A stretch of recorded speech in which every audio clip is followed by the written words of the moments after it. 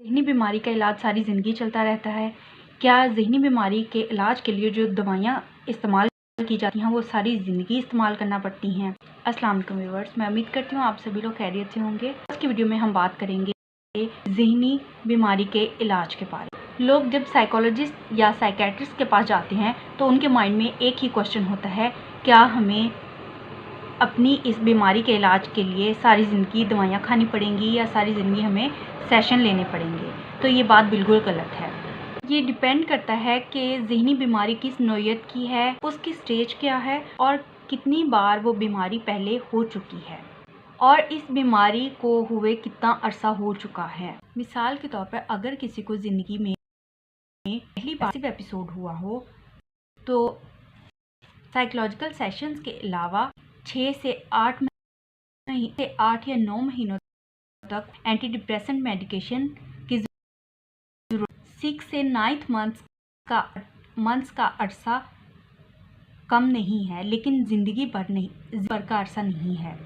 ये बात बिल्कुल गलत है कि ज़हनी बीमारी का इलाज सारी ज़िंदगी चलता रहता है। लेकिन अगर किसी को डिप्रेसिव एपिसोड्स बार बार आ रही हों तो फिर उसका ट्रीटमेंट जो है वो सालों तक चलता है, लेकिन फिर भी ज़िंदगी भर नहीं चलता।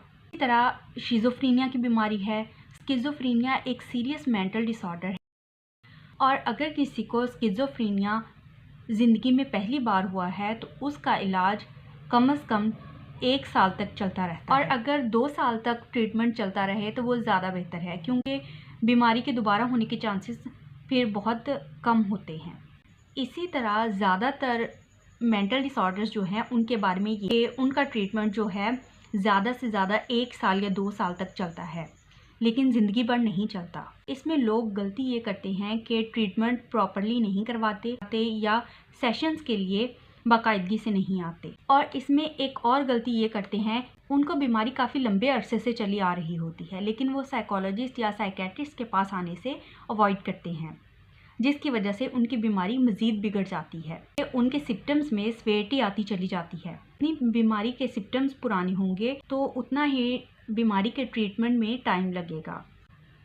अगर ट्रीटमेंट बीमारी के शुरू में ही लिया जाए तो ट्रीटमेंट का अरसा जो है वो कम होगा, लेकिन अगर सिम्टम्स की सीवियरिटी ज़्यादा है तो ट्रीटमेंट का ड्यूरेशन भी उतना ही ज़्यादा होगा। मैं उम्मीद करती हूँ आज की वीडियो आपको अच्छी लगी होगी। प्लीज़ लाइक और शेयर करें और चैनल को सब्सक्राइब करें।